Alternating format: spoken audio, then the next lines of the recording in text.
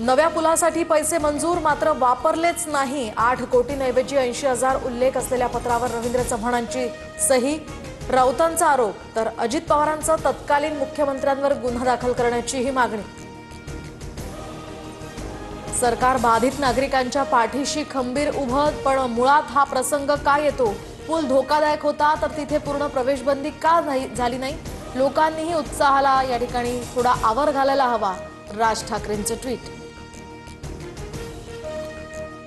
मावळ तालुक्यातल्या इंद्राणी नदीवरील जीर्ण पूल कोसळून चौघांचा मृत्यू, 51 जण जखमी। मृतांच्या नातेवाईकांना 5 लाखांची शासकीय मदत जाहीर।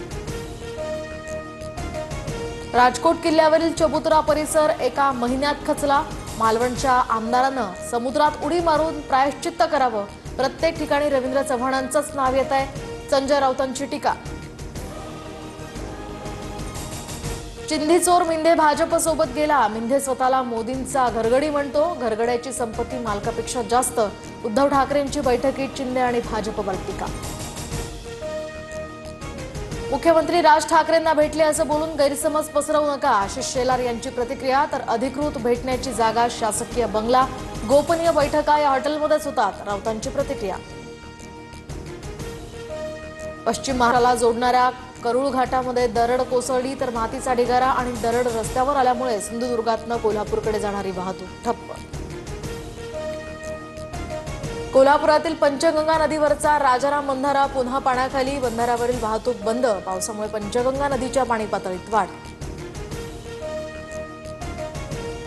मुंबई जालना वंदे भारत आता नांदेडपर्यंत धावणार। शीख समुदायाकडून या निर्णयाचं कौतुक। गुरु गोविंद सिंग यांच्या पवित्र स्थळी पोहोचणं यामुळे अधिक सुलभ होणार।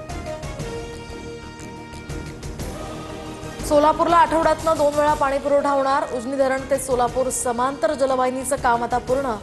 सोरेगाव जलशुद्धीकरण केंद्रावर उजनी धरणातील पाणी पोहोचणार।